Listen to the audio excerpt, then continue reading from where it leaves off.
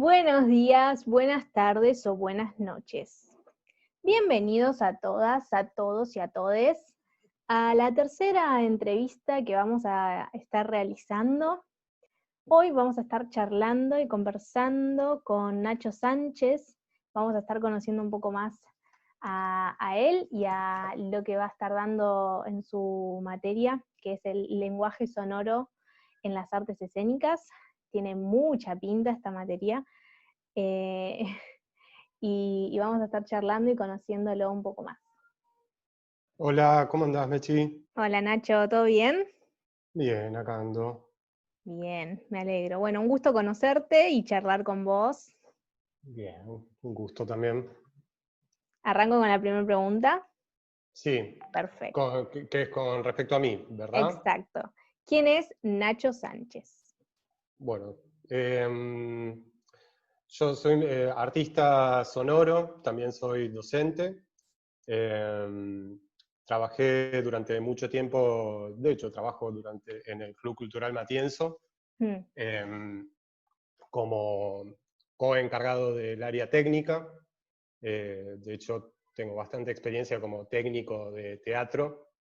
eh, y, y bueno, como artista sonoro y músico, mi formación académica es, bueno, haber empezado con el Conservatorio de Música de chiquito.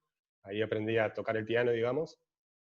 Tuve mis bandas, tuve mis proyectos musicales. Después estudié en la Universidad Nacional de Quilmes, la carrera de composición con medios electroacústicos. Y ese fue como mi inicio en la composición con medios no tradicionales, ¿no?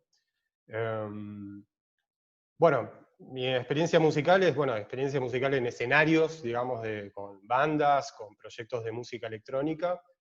Y en un momento empecé a trabajar con obras de teatro, cosa que para mí fue como un descubrimiento, por cómo se trabajaban las obras de teatro, por las dinámicas. Y, y bueno, teniendo esa experiencia de hacer música para obras de teatro, me empecé a interesar por hacer instalaciones sonoras. eh, y no es que lo haya decidido en el momento, pero después de 3, 4 proyectos de mi autoría, con el tiempo me fui dando cuenta que siempre como mi interés estaba como en la construcción de una instalación que pueda ser un instrumento también al mismo tiempo, una instalación sonora, siempre con un fuerte hincapié en lo performativo, o sea, eran instalaciones con activaciones, donde se tocaba en vivo, y siempre de manera grupal y colaborativa. O sea, en todos mis proyectos siempre participa bastante gente y el proceso creativo siempre fue grupal. Eh, Como docente, bueno, trabajo a través de laboratorios de arte sonora, de creación sonora. Soy docente del Laboratorio de Artes Sonoras del programa Artista Gestor del Club Cultural Matienzo. Coordiné también el laboratorio de tecnología para las artes escénicas en el Centro Cultural Rojas. Y bueno, todos son laboratorios. Esto quiere decir que en todos, digamos, los y las concurrentes aprendían al mismo tiempo que desarrollaban un proyecto, ¿no? Bueno, eso, hoy por hoy también doy laboratorios eh, de creación conjunta, a distancia, obviamente, a través Sí. de herramientas virtuales. Mi, mi herramienta principal de trabajo es la computadora y el software Ableton Live, que es el que uso para producir. Bueno, y con ese entorno, nada, como te decía, he dado cursos, laboratorios, algunas charlas, una charla en la UNSAM, y después un par de charlas en el encuentro de usuarios de Ableton Live, de usuarios argentinos de Ableton Live, que se hace todos los años. Y justamente una de esas charlas fue, eh, eh, como se dice, composición digital de manera colaborativa, cuyo ejemplo para mí más representativo era lo teatral, ¿no? Las obras de teatro. Bueno, y eso, como músico para obras de teatro, he participado en obras que se han estrenado en en el Club Cultural Matienzo, en el Centro Cultural Ricardo Rojas, en el Teatro Margarita Xirgu, eh, bueno, y en otras salas de teatro independiente de Buenos Aires. Un Y la montón. última, una obra que se estrenó en, ¿cómo se llama? Ay, me sale el Teatro Metropolitan, esta parte de Italia. No, en el Metropolitan Sura, sí. Claro, Una versión de Hamlet, muy linda, muy moderna, en re. donde ahí participé en el diseño sonoro, y bueno, fue como ver mi trabajo por primera vez en un teatro de la calle Corrientes del En un circuito oficial, teatro, claro, no, en un no teatro muy grande, independiente. Qué exactamente. bueno, qué Sí, hermoso. Y sí. bueno, y hablando justamente del diseño sonoro, el lenguaje sonoro, ¿querés contarnos de qué se trata, de qué se va a tratar y qué vamos a ver en tu materia, que es justamente lenguaje sonoro en las artes escénicas?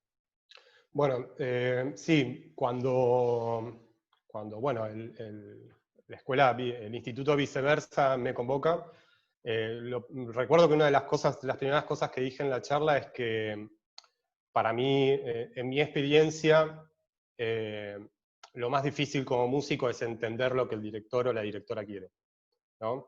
Eh, y quizás hay un ruido en esa comunicación, y bueno, nada, como habiendo trabajado mucho en ese ámbito y pensando también un poco en qué cosas aparecen y se repiten, eh, se me ocurrió pensar que quizás a veces ese ruido en la comunicación tenía que ver con la falta de un lenguaje en común para hablar de la música. Principalmente, ¿no? Un lenguaje en el sentido de lo textual, el lenguaje escrito o hablado, y después un lenguaje en cuanto a eh, cuestiones formales de la música, recursos. Entonces, bueno, un poco el propósito de la materia es como brindar un entorno en el cual los y las concurrentes puedan tener como un recorrido ordenado en 4 módulos, en donde vemos principalmente fundamentos del lenguaje musical y del fenómeno sonoro, ¿no? Como que son dos cosas que no suelen estar juntas en la formación musical, y a mí me parece que es interesante juntarlo. Después hay un breve repaso por periodos de la música como a nivel histórico, concentrándome principalmente más que en los detalles quizás de la vida privada de un compositor o del contexto histórico o de cómo componían, concentrándome más en cuál era el medio a través del cual esa música se escuchaba, ¿no? Que básicamente es la música en escena, ¿no? La presencia escénica de la música. Después, bueno, en el tercer módulo se hace un recorrido por lo que sería la música con imagen en movimiento, centrándonos, bueno, en la imagen en música para cine, en donde hay un montón de cosas que sirven para teatro, o sea, que son las mismas Sí. lógicas, por así decir. Y después, ya a partir de ahí, como la materia empieza a despegar un poco hacia el ahora, eh, nada, como vi, revisando algunos casos de instalaciones sonoras, de música para espacios no convencionales, por así decir, y es donde aparece concretamente la palabra diseño sonoro, eh, viendo algunas, también como intentando hacer un repaso por herramientas, recursos fundamentales a nivel tecnológico, eh, citando casos, o sea, como para que el alumnado se pueda preparar para una sala de teatro con todos los recursos, pero también que se pueda preparar para una sala que no los Exacto, tiene, y bueno, también entendiendo que a veces los obstáculos y la falta de recursos puede ser una oportunidad para 100%, nuevas narrativas y nuevos recursos. 100%. Bueno, y por último también, el último módulo está como bastante concentrado en música y tecnología, eh, también viendo algunos fundamentos, ¿no? Como, bueno, qué es una imagen estéreo, ¿no? Cosas que quizás para la gente que está solamente en la música les parece como muy elemental, pero yo entiendo que está bueno que cualquier persona que se aboque a un proyecto de artes escénicas, ya sea como director, como intérprete, asistente o lo que sea, está bueno que maneje un lenguaje en común con otras áreas, ¿no? Sí, Eh, sí, sí. bueno, la materia obviamente se concentra en el lenguaje sonoro y musical para las artes escénicas. En algún momento hay cruces porque como la historia fue llevando, el desarrollo de la música y las artes nos han llegado a un punto en donde ya la música nunca existió por sí sola, ¿no? O sea, nunca fue solo música, siempre hubo algo más. Cuerpos en movimiento, imagen en una pantalla, Sí, o sea, mucha baile o lo que sea. Entonces, de alguna manera, la materia intenta como poner en evidencia eso para cobrar conciencia de eso y brindar como herramientas fundamentales las que se pueden ver en el transcurso de un mes, que es lo que dura una materia, y que sirva de alguna manera como trampolín para que aquellas personas que quieran interesarse en investigar más sepan de alguna manera por dónde arrancar, o como me gusta pensar a mí, aprender a hacer la pregunta para ponerla en Google, ¿no? Como aprender a re, hacer una pregunta con las palabras que van para que re, el buscador te dé lo que estás buscando, ¿no? Eso. re. Lo mismo que decías de cuando, depende del rol que cumpla, ya sea director, coreógrafo, asistente, intérprete, que nos vas a dar herramientas para poder comunicarnos con los técnicos, con el técnico sonoro, con el técnico de iluminación, que vamos a tener un lenguaje para poder comunicarnos y entendernos con claridad. Me parece súper interesante e importante eso. Sí, y aparte a ver, bueno, uno de los puntos de la materia en un módulo que no recuerdo bien cuál es el guión audiovisual, ¿no? Y eso es increíble porque a mí me han tocado como hacer en una de las obras como más grandes que hice a nivel como producción, digamos, y recursos tecnológicos.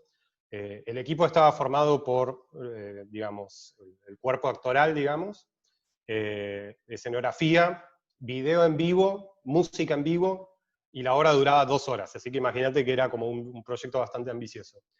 Y bueno, y ahí me vi como con el desafío de desarrollar conjuntamente con otra gente un guión en donde convivieran los pies de luces, los pies de música, los pies Todo. de cámaras, y, y fue interesante cómo en ese proceso, de alguna otra manera, se redefinió la dramaturgia, ¿no? Es como, bueno, esto está acá, esto se dice con una imagen, entonces vamos a sacarlo del texto, porque si no pasa a ser una redundancia.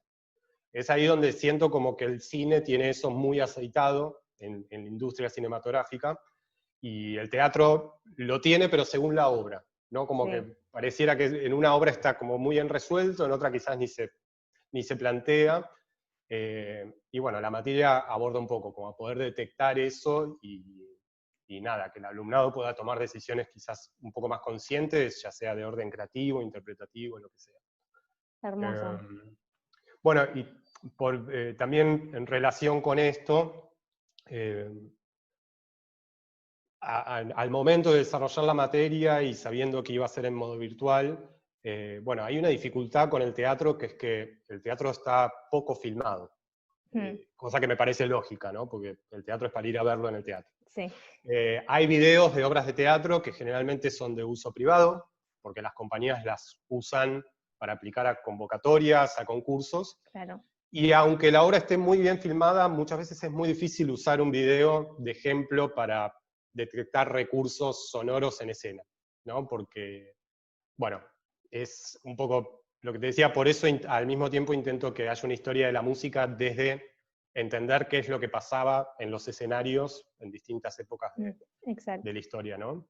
Eh, entonces, bueno, por eso que quizás la materia se concentra más en producciones donde hay una escenificación, hay música, hay imagen, pero quizás muchas veces no es lo que uno consideraría teatro tradicional, ¿sí?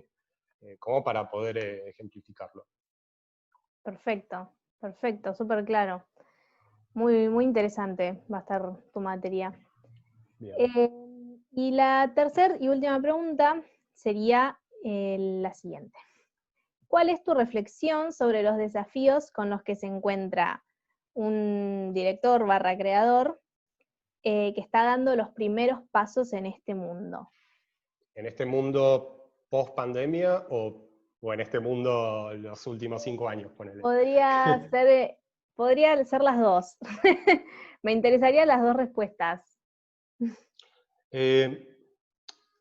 Mira, un poco yo empecé a pensar la materia a través de un libro que a mí realmente me cambió la forma de entender el proceso creativo, que es el libro que escribió David Byrne, que se llama Cómo funciona la música.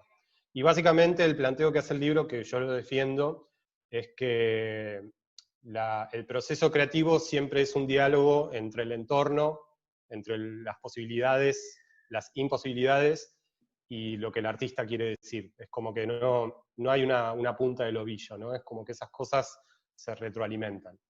Digo, pues si no, uno podría escribir una tragedia griega para hacer en el Madison Square Garden y nunca va a pasar, ¿no? Como, Claro. entonces, nada, el hecho creativo, que es el hecho que realmente sucede, siempre es producto de un diálogo entre eso. Yo creo que hoy por hoy la comunidad artística se enfrenta a quizás atreverse a pensar por fuera de la tradición, ¿no? O sea, no desprenderse de la tradición porque siempre es mejor saber más que menos, y aparte es más interesante, pero sí creo que estamos todavía como en una etapa de transición entre querer que los soportes digitales sean como una traducción de lo que se puede producir en un escenario real. Yo creo que cuando aparecen nuevos soportes y nuevas tecnologías, siempre es la oportunidad de pensar una narrativa o conceptos que solamente sean posibles en ese nuevo soporte y que no sean meramente el producto de una transición. Y creo que este es importante porque las tecnologías digitales a lo largo de los últimos, qué sé yo, 20, 25 años, han democratizado el acceso a la producción artística. Yo en la música lo veo, o sea, hoy por hoy se puede hacer un hit pop desde la compu de tu casa, Sí. cosa que me parece que está bien, pero si, digamos, si el cuello de botella de la representación y del hecho escénico expectado siempre es un escenario que tiene un circuito, que está sujeto al valor de las entradas, bueno, de un montón de cosas, siento como que los soportes digitales muchas veces terminan siendo como meros soportes comunicacionales, ¿no? Como, bueno, voy a filmar una obra de teatro y ponerla en YouTube porque necesito aplicar a una beca, ¿no? Creo que hoy por hoy estamos viviendo una época que nos dice, bueno, hace una obra de teatro para YouTube, o sea, hacela para ese formato. Claro. Eso no quiere decir que no hagas lo otro, ¿sí? Claro. Creo que un poco ese es el desafío, y también me parece que es creo que el desafío es o sea, dejar de pensar la tecnología como una herramienta que meramente acelera los procesos, ¿no? Como, o sea, hay que seguir escribiendo a mano, aunque puedas escribir más rápido con el teclado, y es eso, es como un documento online que pueden escribir varias personas al mismo tiempo, es una oportunidad creativa, no es solamente algo que podrías hacer en tu casa juntándote con otra gente, ¿no? Exacto. Y creo que hay varios casos de artistas y de grupos de artistas que aprovechan lo que la tecnología da para crear cosas que antes no habrían sido posibles, a nivel narrativo, a nivel conceptual, a nivel temático, creo también. Y bueno, me parece que es como que ese es un gran desafío. Y después también entender que, nada, como que los y las artistas son, de alguna manera, las personas que hacen existir el mundo de las redes sociales, ¿no? Todos los contenidos que vemos todos los días es producto de la creatividad de gente, incluyendo los memes, digo, ¿no? No hay una idea de Exacto, arte. Y me parece que ese es un lugar para pararse como ante el mundo, dejar de ver la actividad artística como nada, como quizás el refugio de las personas que no quieren hacer trabajos quizás más tradicionales, ¿no? Eh, o sea, yo entiendo porque para mí, como para todo el mundo, quizás fue muy duro, quizás más de chicos, que qué sé yo, nuestros familiares, amigues, lo que sea, sí. como que dejen de ver lo que uno hace como un hobby, ¿no? Como diciendo, che, yo quiero trabajar de esto, ¿no? Exacto. Pero creo que, bueno, eso también es como para hacer funcionar eso, uno tiene que tener un diálogo constante con lo que pasa. Eh, los temas del arte yo creo que siempre son los mismos, y eso está bien, no tengo problema con eso, pero bueno, todo lo demás siempre me parece que está en diálogo con el resto, con el entorno, y eso me parece que es un desafío. Quizás un desafío que se trata de decir, no sé, ¿no? Como, no sé, no También. tengo idea, entonces el arte tiene esa capacidad como de plantear posibles mundos sin tener que justificarlos muchos, ¿no? Simplemente como Exacto. para Re. llegar y conmover de alguna manera. Y hacer ruido ahí. Sí, Re, re. hacer ruido o hacer música, que puede ser O lo hacer mismo. música. Claro, vos harías música, seguro. No, también hago ruido, muchas veces. Está buenísimo. Sí, esto que decís me parece re importante cómo la tecnología que vino a ocupar un lugar muy importante en la vida de todes, me parece muy, muy, muy clave usar muy inteligentemente la tecnología, y me parece que en el mundo del arte cada vez más sucede eso, de estar bien usada la tecnología. Mismo decís, la gente que hace memes son artistas que están haciendo memes y están usando tecnología para hacer reír a usuarios y gente que está en redes sociales. Sí, yo si tuviese que convocar a un dramaturgo, una dramaturga ahora, sería alguien que escribe memes. O sea, Re, no, es como, bueno, quiero escribir una comedia, voy a llamar a alguien que hizo un buen meme un buen y meme. arranquemos por ahí. Eh, Exacto. sí, sí, totalmente. Sí, Y cómo creo que en este contexto, esta pandemia, en que nos dejó a todos encerrados en casa, eh, siento que hizo y que va a hacer que la gente revalorice el arte, porque todo el mundo se está apoyando en ver series que son actores, ver películas que son actores, ver conciertos que están hechos con cantantes, con artistas, con toda la gente que trabaja en el back. No sé, tengo la esperanza y espero y que se revierta también, que se empiecen a poner en valor más todas las cuestiones artísticas. sí, sí, es cierto. Yo también como que a veces intento, perdón, como que en este contexto, sobre todo en los momentos de soledad, creo que todos tenemos como una tendencia a buscar la bola mágica y tratar de ver el futuro, ¿no? O por lo menos tratar de entender qué va a pasar. Eh, yo tengo, digo, lo hablo constantemente con colegas, amigues, lo que sea, es como una sensación de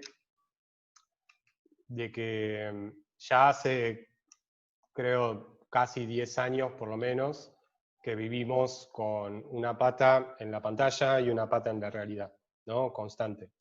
Creo que esta situación nos ha llevado a la fuerza a vivir totalmente dentro de la pantalla. Exacto. Yo, a mi entender, lo mejor que podría pasar es que la vuelta a la realidad, o sea, la habilitación de la realidad por fuera de la pantalla, eh, termine en una valorización de los dos universos, pero de formas diferentes, ¿no? Como, nada, imagino una situación en que la gente esté nuevamente en un recital, en una obra de teatro, sin filmar, sin las cámaras, sin los celulares, como viendo eso. Y después nada, cuando quiere ir a su casa o cuando quiere ponerse a mirar la pantalla, que en esa pantalla haya un universo propio de ahí, y que no puede ser, como que no puede ser sustituto de lo otro, ¿no? Exacto. No veo por qué esos mundos tengan que competir. No, 100%. Y por eso creo que también está bueno que la comunidad artística, qué sé yo, investigue sobre, hoy por hoy tenemos inteligencia artificial, deep learning, diseño generativo, realidad aumentada, y todo eso, no, o sea, son narrativas, es ciencia ficción, no sé, es como... ¿no? Es como, de ahí puede haber un montón de, bueno, digo, Black Mirror, ¿no? Que la Bueno, gente, ¿no? Es como una narrativa alrededor de esas cosas, pero que no solo sea una, o sea, no la tecnología y como, la deshumanización como temática solamente, sino la tecnología como soporte, ¿no? Yo creo que cuando, digo, no es que tenga nada resuelto, pero cuando veo realidad aumentada, cuando veo los filtros de Instagram, ¿no? Que podés hablar y cambia la imagen, sí. yo ahí veo un lugar para artes que quizás parece que no tuviesen lugar. Yo veo ahí un lugar para la poesía, ¿no? O qué sé yo, o para la escritura, o para la artesanía. Es como, creo que estos soportes hay que como respirar hondo, tratar de no tener una opinión formada ya porque es imposible, y qué sé yo, largarse a hacer y también aceptar que, como dicen por ahí, la salida es colectiva, ¿no? Y la creatividad también.